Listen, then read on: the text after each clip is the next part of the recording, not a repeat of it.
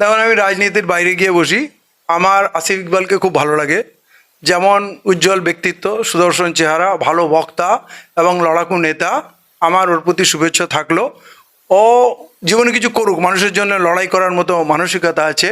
কিন্তু সমস্যা হচ্ছে যেই দলটায় আছে না, যেই দলটা আছে সেই সমস্যা। যদি রাহুল গান্ধী মমতা বন্দ্যোপাধ্যায়ের সঙ্গে দিল্লিতে বসে সেটেল করে নেয় যে আমরা কেন্দ্রে সরকার গড়ব, আপনাকেও 2-3টি কেন্দ্রের মন্ত্রিত্ব আমি দিয়ে দেবো, আপনি আমাকে প্রধানমন্ত্রী জানান, তারপরে রাহুল গান্ধী কি মমতার বিরুদ্ধে এখানে এসে লড়াই করতে পারবে?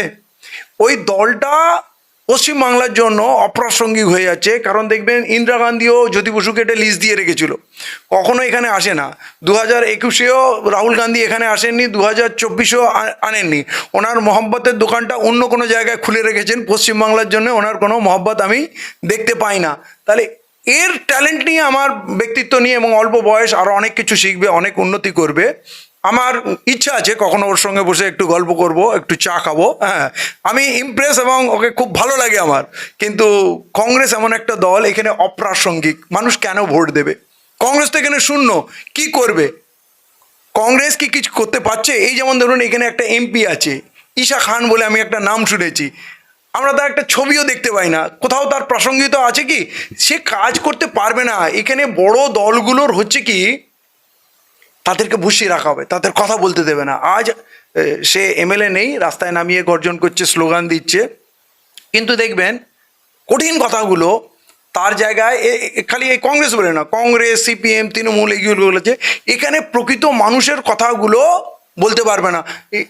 এ কিন্তু ওই ধুলিয়ান কাণ্ড নিয়ে লড়াই করতে পারবে না।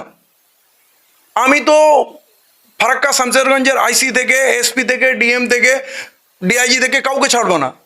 আমার ভাই বোনদের যতক্ষণ না মুক্তি হবে, আমি পাগলা কুত্তার মতো পিছনে পড়ে থাকবো।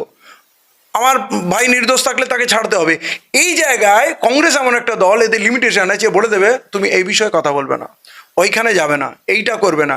এনটিপিসির বিরুদ্ধে আন্দোলন করতে যাক, ওখান থেকে সেন্ট্রাল থেকে ফোন আসবে যে না, তুমি এইসব বিষয়ে কথা বলবে না। আর এদের বিষয় হচ্ছে, একে টিকিট দেবে না। যেহেতু এই ছেলেটি ভালো, এই ছেলেটি সৎ, এর ভবিষ্যৎ আছে, একে দেবেই না। হয়তো কোনো ধনী মানুষ টিকিট পেয়ে যাবে, কিন্তু এই ছেলেটাকে দেবে না। এটা আমি বলে দিলাম, লিখে রাখুন।